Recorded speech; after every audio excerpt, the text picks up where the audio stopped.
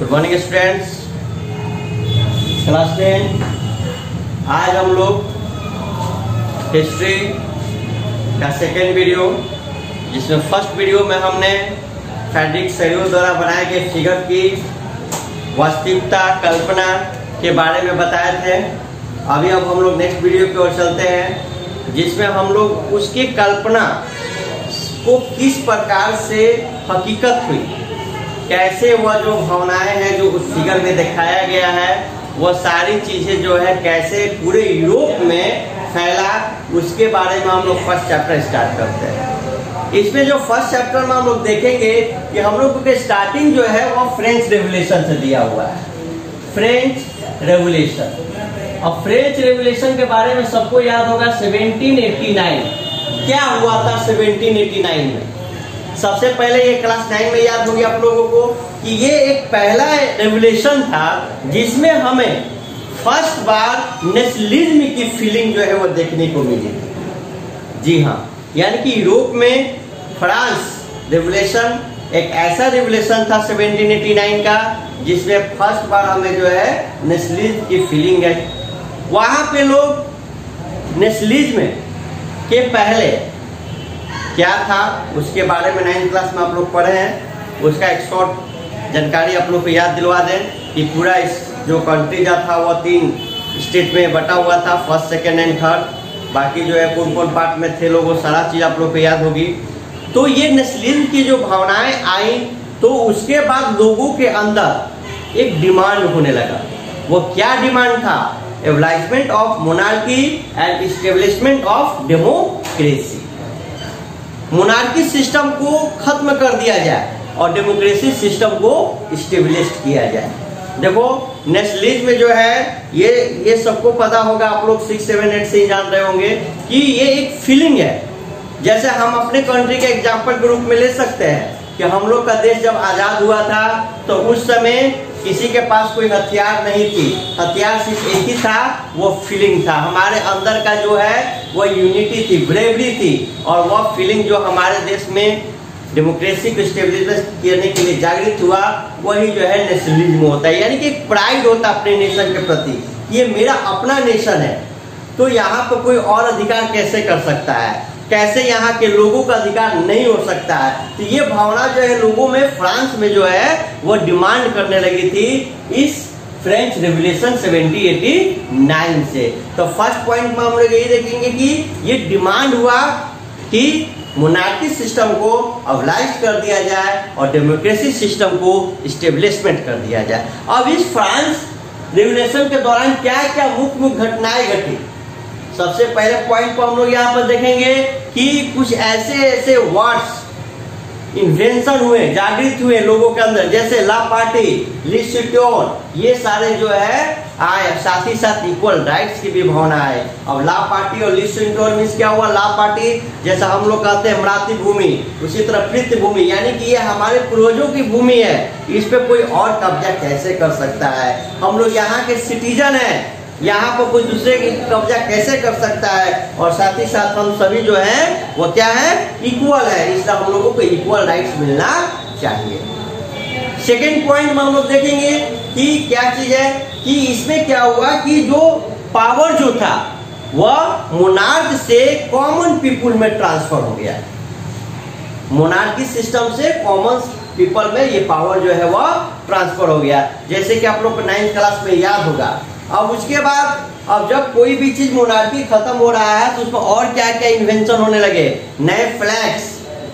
जैसा हम लोग देखते हैं कि एक फ्लैग्स क्या होता है? एक सिंबल होता है। अभी भी आप लोग देखते होंगे अगर किसी कंट्री का कहीं मीटिंग चल रहा हो, कोई एक ऐसा यूनियन का यहाँ पे बैठक हुआ हो और बहुत सारे कंट्री वहां पर आया होगा, तो सभी लोग अपने अपना एक सिंबल के रूप में लेकर आते हैं, जिसको हम लोग फ्लैग कहते हैं। तो उस समय जो है फ्रांस में एक नए फ्लैग का इंट्रोड्यूशन हुआ और बहुत सारे कंट्री भी जो थे यूरोप के वहां पे भी हुआ।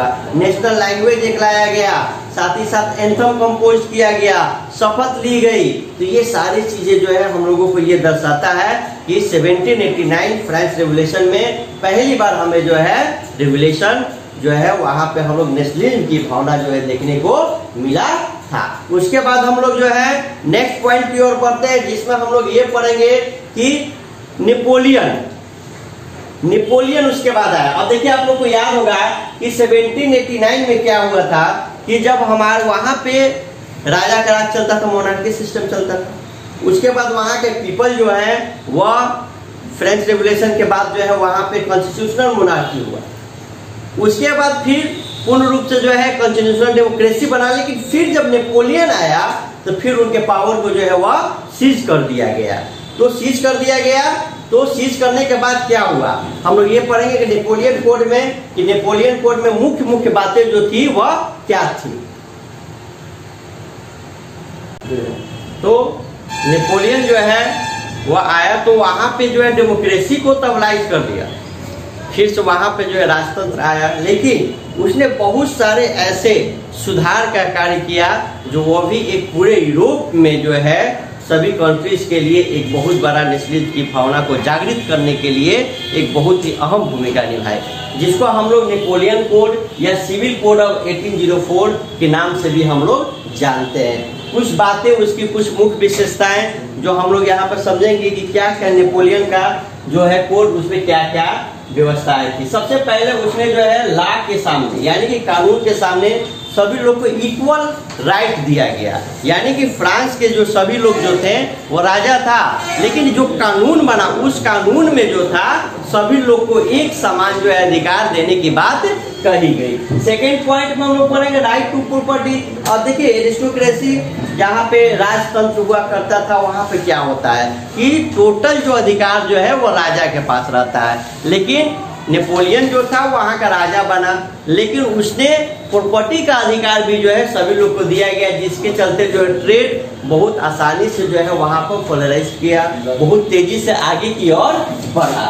हम लोग नेक्स्ट पॉइंट में देखेंगे कि फ्यूडल सिस्टम वाज एब्राइड, यानी कि वहां पे जो राजतंत्र जो थी, जो एक संघीय शासन थी, वह बिखर गया, बंद कर दिया गया, और वहां पे जो है राजा के साथ होते हुए भी प्रजातंत्र वाली चीजें जो है हमें वहां पे दिखाई पड़ी। Freed peasant from the serf, वहां से जो दास्ता जो थी पीजेंट की, यानी कि आपको जो है राजा महाराजा में क्या होता था कि पूरी संपत्ति जो है वो राजा के अधिकार में ही माना जाता था, लेकिन नेपोलियन जो था वहां पे आया तो जो पीजेंट थे, जो किसान जो थे, उनको दास्ता से मुक्ति मिल गई। नेक्स्ट हम लोग पॉइंट पढ़ेंगे कि गिल्ड रिस्ट्रिक्शन व रिमूव। अब देखिए एक चीज और है कि जब नेपोलियन जब वहां पे राजा बना था उसके पहले क्या था कि बहुत सारे यूरोपियन कंट्री जो थे छोटे छोटे भाग में बटे हुए थे।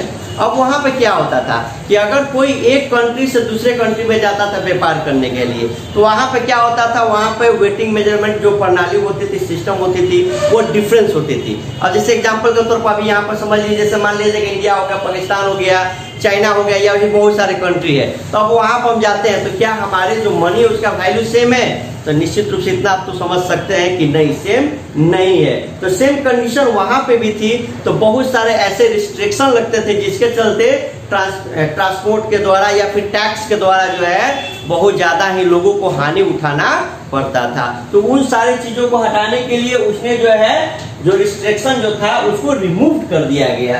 अब उसके बाद ट्रांसपोर्ट और कम्युनिकेशन सिस्टम को भी जो है बहुत तेजी से जो है इम्पोज्ड किया गया। ये सारी चीजें जो है बहुत अच्छा रहा। उसके बाद जो है हमारा जो पूरे कंट्री में जहां तक जो नेपोलियन का टेरिटरीज था वहां तक एक जो है वेटिंग प्रणाली लाया गया, और साथ ही साथ जो है एक ही मेजरमेंट जो प्रणाली जो है नाप तोल की प्रणाली जो है उसको एक कर दिया गया, जिससे बहुत सारे लोगों को बेनिफिट होने लगे। लेकिन उसके कुछ निगेटिव पॉइंट भी थे। जैसे निगेटिव पॉइंट के बारे में हम ये कह सकते हैं कि उसने जो है टैक्स को थोड़ा सा हाई कर दिया। अब टैक्स हाई होने के चलते वहां पे जो है कुछ लोगों को दिक्कत होने लगी। जो संपत्तिशाली थे वो तो और धनी होते गए, लेकिन जो गरीब थे उनकी स्थिति थोड़ी सी जो है पिटिएबल हो गई। सेकेंड निगेटिव पॉइंट क्या थी, वहां पे आर्मी को बहुत सपोर्ट किया गया। अब वो आर्मी जो थे वह अपने आप को जो है राजा के समान जो है होने लगे। उनके नेतृत्व में, लीडरशिप में दूसरे जगहों पे नेशनलिज्म की भावना को जागृत करने के लिए, फलाइज करने के लिए जहां विदा किया गया, जहां पे सेंड किया गया, वो वहां पे लोगों को नेशनलिज्म की भावना को जागृत कर, हाँ मेरे देश में तो जो है इस तरह का शासन व्यवस्था है। लेकिन धीरे धीरे क्या हुआ कि वो मिलिट्री पावर जो थी वहां के क्षेत्र को वो कॉन्पोरेट करने लगे, यानी कि अपना अधिकार जमाने लगे। तो ये कुछ निगेटिव पॉइंट भी थी, लेकिन फिर भी नेपोलियन का नाम अच्छे में लिया जाता है। और फ्रांस की जो क्रांति हुई थी 1789 में, 1789 में, उसके बाद से ही जो हम देखेंगे कि पूरे वर्ल्ड में जो है नेशनलिज्म की भावना जो है वह जागृत हुई। यहाँ पे हमारे चैप्टर फर्स्ट का जो है पॉइंट वो खत्म होता है। तो फिलहाल के लिए आप लोग इस पर स्टडी कीजिए, फिर हम लोग नेक्स्ट वीडियो में मिलेंगे। Stay at home, be safety. Thank you.